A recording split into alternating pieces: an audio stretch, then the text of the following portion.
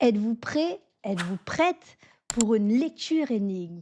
Parce que c'est ce que nous allons faire là dans ce nouveau bric-à-brac d'idées, donc qui est: à qui appartient cette histoire? Alors à qui appartient cette histoire? Donc c'est le début, c'est le premier épisode d'une série d'énigmes que je vous propose ici. Et donc c'est une histoire que j'ai écrite, mais qui n'est pas fictive, qui repose sur une histoire vraie, qui est arrivée à enfin, l'histoire de quelqu'un, un fragment d'histoire en tout cas, et dont ici, votre mission, si vous l'acceptez, ça sera de découvrir de qui il s'agit. Déjà de découvrir quelle est cette histoire et puis de découvrir de qui il s'agit et peut-être, de découvrir, cette personne si vous ne la connaissez pas encore. Eh bien, c'est parti, on va commencer. Donc ce 1er épisode, je lui ai donné pour titre: «Une invention à couper le souffle», et en suivant cette histoire, vous comprendrez peut-être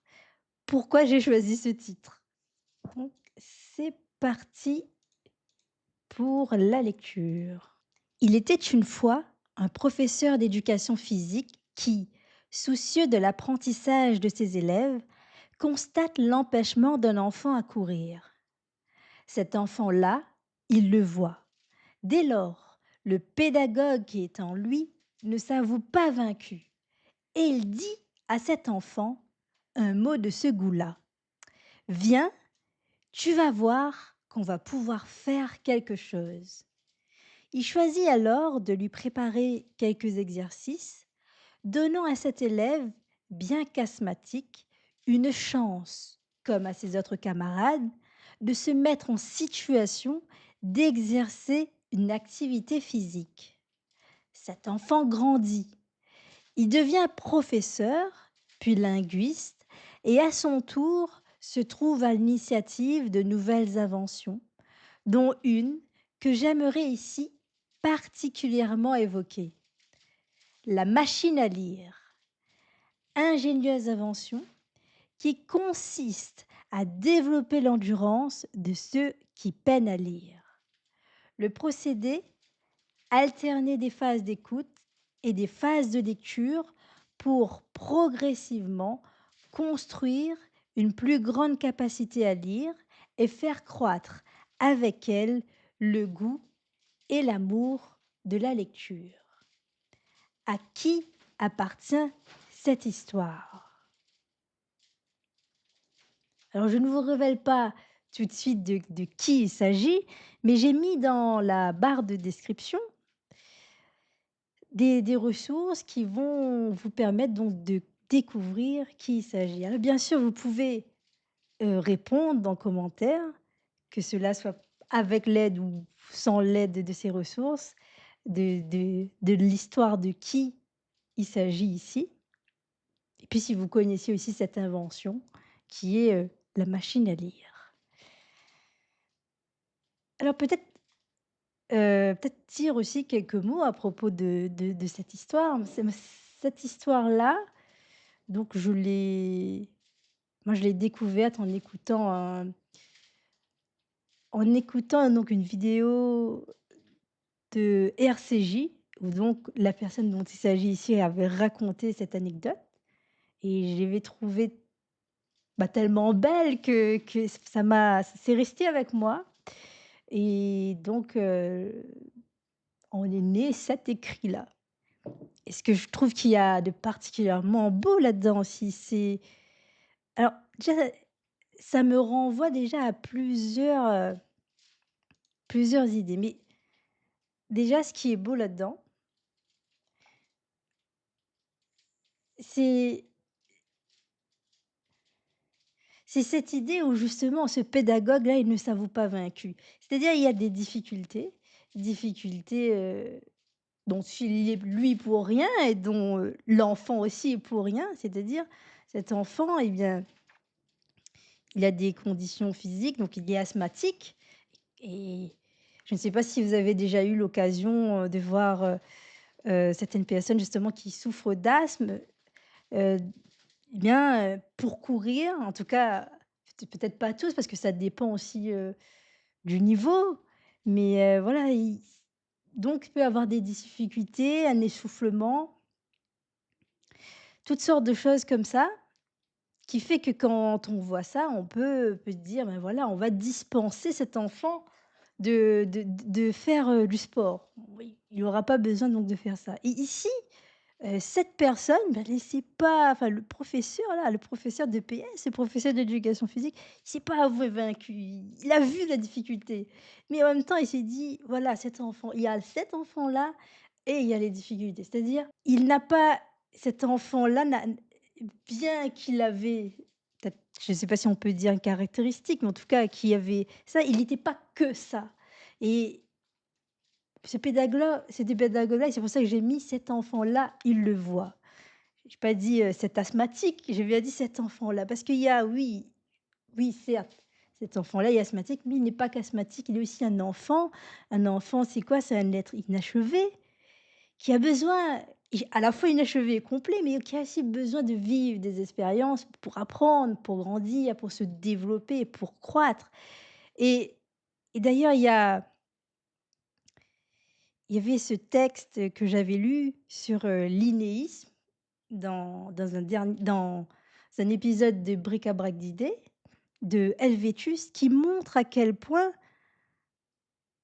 alors des fois on peut croire qu'on a des facilités et qu'elles sont naturelles, mais en fait c'est aussi dû aux mises en situation que l'on a rencontrées.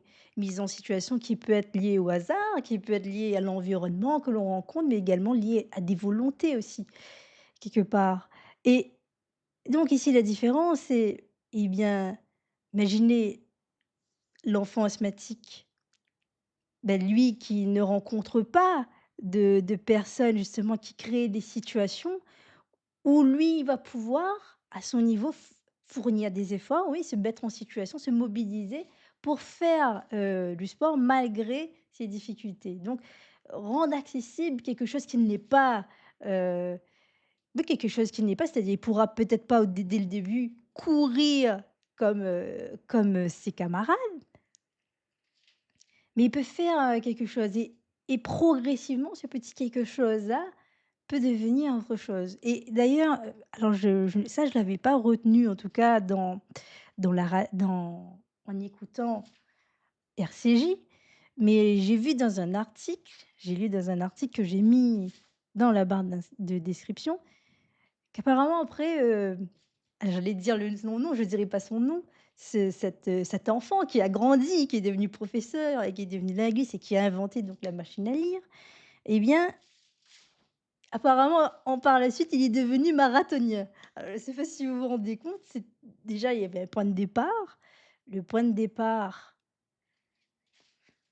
bah, qui avait des difficultés et qu'il a rencontré une personne justement, bah, qui l'a initié à faire du sport malgré les difficultés qu'il rencontrait, malgré à l'endroit où lui, il se trouvait. Donc il a pu avoir cette chance lui aussi de pouvoir s'exercer à l'activité physique et ça me fait penser aussi aux idées que Philippe Mérieux met souvent en avant et d'ailleurs, lui qui défend le principe d'éducabilité, mais il y a aussi le fait de ne pas laisser, un être, enfin l'enfant en tout cas, à toutes les assignations. C'est-à-dire on peut assigner, quelqu'un à une condition. Ça peut être une condition, là on parle, en tout cas dans le sport, ben là c'est une condition physique donc beh, là on a trouvé un moyen ici, pu trouver un moyen pour que cet enfant-là puisse accéder à ça et peut-être que l'histoire aurait été autrement, heu, s'il avait rencontré quelqu'un d'autre qui n'aurait pas cherché plus que ça et qui se serait dit: «OK, ben voilà, il y aura pas de sport, bah, tu vas pouvoir jouer, tu vas pouvoir, dessiner en attendant faire quelque chose d'autre.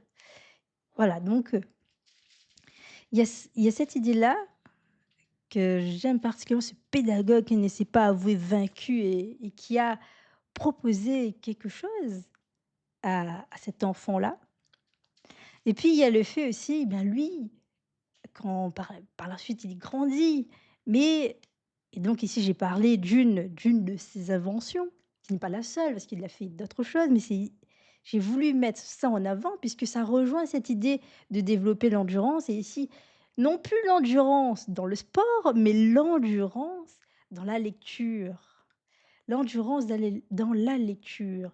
Parce que oui, effectivement, il y a des personnes pour des raisons diverses, ça peut être lié à des raisons sociales, des raisons culturelles ou que sais-je, d'autres choses aussi, peut-être liées aussi, bah, parfois aux conditions physiques, peut-être, neurologiques, enfin là-dessus je ne sais pas trop.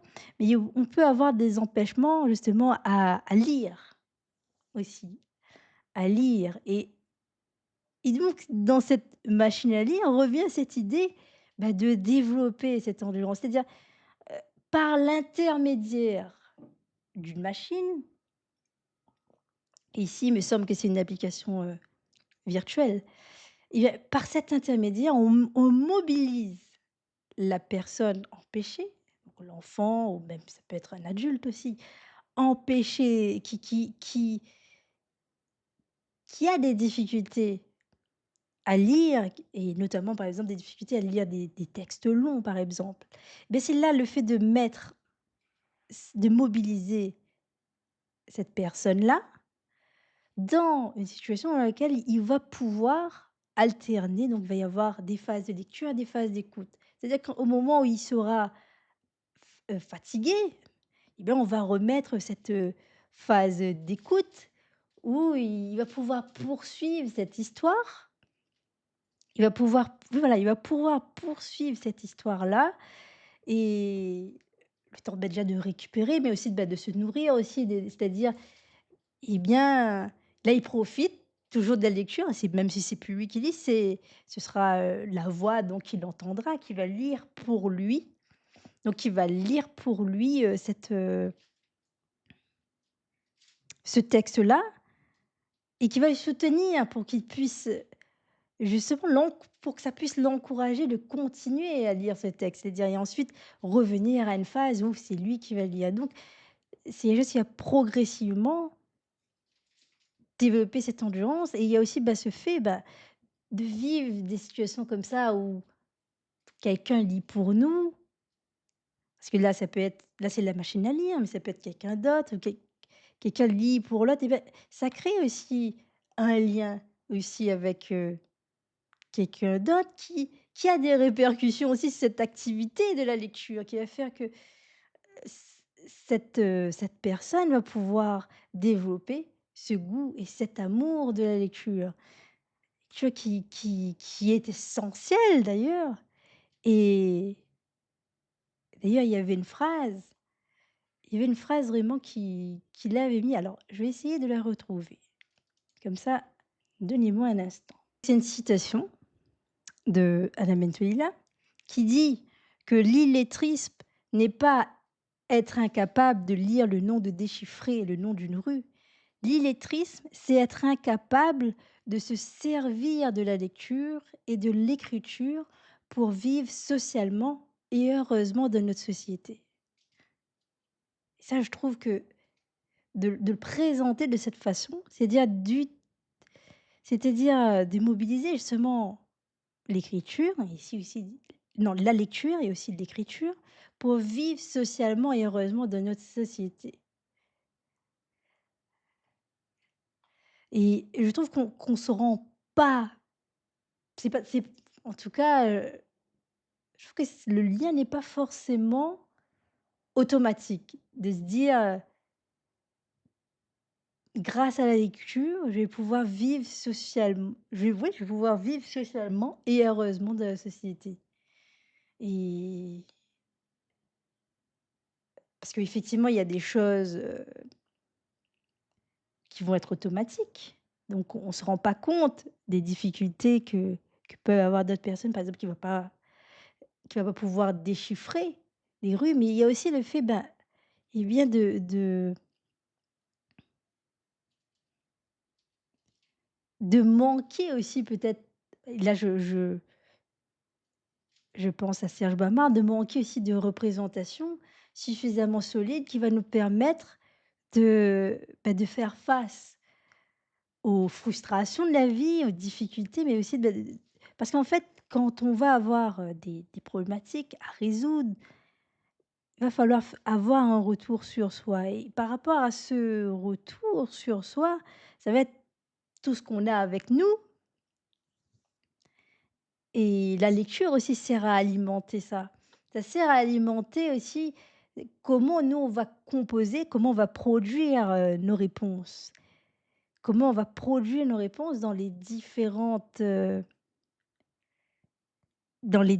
livres que l'on a lus et il y a aussi, bah, déjà, il y a le fait de lire qui est important, mais il y a également la question aussi de qu'est-ce qu'on lit, aussi quelque part. Une personne, par exemple, qui va lire un roman d'initiation comme tel que David Copperfield, par exemple, où dedans, finalement, on habitue au thème. C'est pas qu'on habitue, mais on initie. En tout cas, on initie, on montre un peu cette condition humaine qui est, eh bien oui, dans la vie d'un individu, il va y avoir, de la souffrance, il va y avoir le deuil. Et d'ailleurs, il y avait un passage dans David Copperfield qui est très intéressant, qui annonce, qui dit, hem, eh bien, alors je ne sais plus exactement comment c'est dit, mais l'idée c'est que, eh bien la mort, eh bien il faut bien en apprendre et certaines personnes en apprennent plus jeunes, d'autres ils apprennent, quand ils sont plus âgés et d'autres, ben ils apprennent, un peu plus que d'autres. C'est-à-dire, eh bien ça va être, j'allais dire quelque chose de quotidien dans la vie, mais quelque chose de plus fréquent et là ça montre aussi déjà ça montre aussi, cette condition humaine, mais aussi, ben, que parfois on n'est pas traité aussi de la même façon aussi selon certaines choses aussi et donc dedans on nous initie à certaines choses, à des choses qui vont pas se passer comme on voudrait et par exemple, quand on regarde aussi les contes, moi je pense par exemple au Petit Poucet, je pense aussi, au Chaperon Rouge ou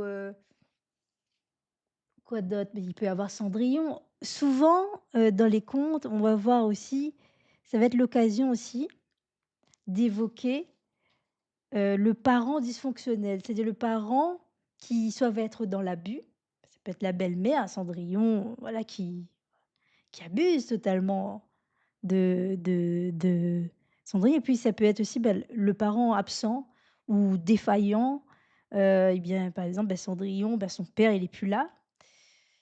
Et il y en a d'autres aussi où le père, il est là, mais même s'il est là, même s'il est encore vivant, il arrive pas à protéger son enfant. Il y a ça, il y a aussi la légende de la Cervelle d'or aussi, qui est justement cet enfant qui naît avec une cervelle d'or et alors au départ, les parents, ils veulent protéger, enfin en tout cas, ils le présentent ainsi, qu'ils veulent protéger cet enfant-là, parce que le monde pourrait vouloir s'accaparer ses richesses et ça peut être dangereux pour sa vie. Et finalement, à un moment, ben, on voit bien que ses parents, bah, profitent, de cette richesse-là où on va récupérer cette cervelle d'or. On va récupérer cette cervelle donc bah, on prend quand même un organe de l'individu donc il y a quelque chose, de la vie qui part et donc c'est montrer aussi ces choses, menaçantes qu'il peut y avoir, c'est aborder ces risques aussi, bah, qu'un individu peut et risque de rencontrer. Risque de voir, soit, sa famille être recomposée et voir donc,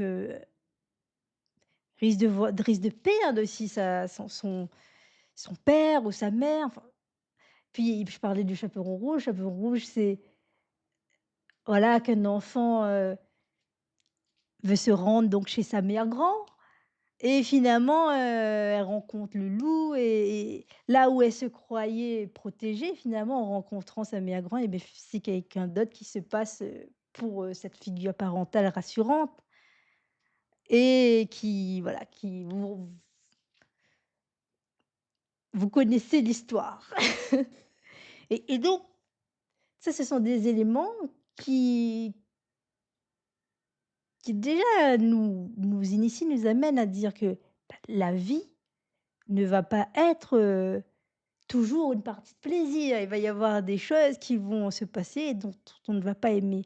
Et imaginez, voilà, vous avez là, ça, ces choses-là, quand on les lit, c'est peut-être pas explicitement dit. Puis, voilà, dans le roman dans David Copperfield, je trouve que c'est un peu plus il y a des choses qui sont un peu plus explicites quand même. Et imaginons quelqu'un qui va lire, qui va se mettre à lire, quelque chose d'autre, des livres, dans d'autres choses, comme par exemple la loi de l'attraction ou je sais pas trop quoi, où il y a ces discours qui vous dit: «S'il y a des choses qui vous arrivent, c'est parce que, vous avez produit de mauvaises ondes». Et donc là, déjà, on fausse l'individu dans quelque chose, on va l'amener à développer une pensée qui va tout le temps l'amener à se rendre coupable de quelque chose dont il ne l'est pas forcément. Parce que c'est ça, c'est quand il il y a des moments où ce sera forcément pas la responsabilité de cet individu. Et donc c'est d'essentialiser les choses comme ça, de dire: «Eh bien tout voilà, c'est malheur qui arrive, c'est toi qui vis mal». Eh bien déjà l'individu va se rendre responsable, coupable de quelque chose et il va essayer des méthodes, des choses qu'il va faire qu'il va être tout le temps malheureux et donc en plus d'être malheureux, il va devoir couvrir ce malheur. Il va devoir donc couvrir ce malheur-là pour faire croire qu'il vit bien. Et donc quelque part, il se trahit, quelque part, il dira pas la vérité. Et il y a tout un enchevêtrement de mal-être qui se crée. C'est une éducation qui va pas dans le bon sens, c'est même pas une éducation tout court. Si on souhaite aller dans l'émancipation, il faudrait que cet individu puisse se nourrir, qu'il puisse se nourrir d'éléments qui va pouvoir lui permettre de composer avec ce qu'il ne maîtrise pas, pour lui pouvoir construire. C'est un peu cette idée de Sartre de qu'est-ce qu'on fait avec ce qu'on a fait de moi, quelque part. Et enfin voilà, donc autant vous pouvez avoir, plusieurs individus et selon les livres qu'ils vont lire, eh bien, pas développer les mêmes pensées. Il y a des pensées justement qui vont produire plus d'autonomie, plus d'émancipation, plus de bien-être, enfin plus de bien-être, fais attention avec le terme. En tout cas, qui va l'amener à ne pas s'enfermer, qui va l'amener à ne pas s'enfermer, dans une pensée qui le soumet à déjà quelque chose de faux, qui risque, bah, d'étouffer cet individu-là, de s'étouffer. D'ailleurs, je lisais, dans le précédent bric-à-brac d'idées, «Pourquoi faut-il rompre avec l'idéologie de bien-être?» qui est donc un article de Philippe Mérieux. Et donc je lisais et là-dedans, il y avait plusieurs choses. Et déjà, il y avait cette idée, la première idée qui était, cette, cette illusion, cette envie de surpuissance, cette envie justement de voir tous ces désirs se faire. Et derrière ça, il peut y avoir le danger de mais qu'est-ce que l'individu est prêt est prêt à faire pour combler ses désirs?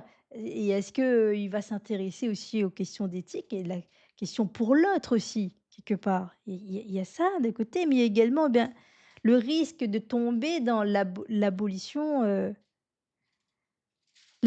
du moi.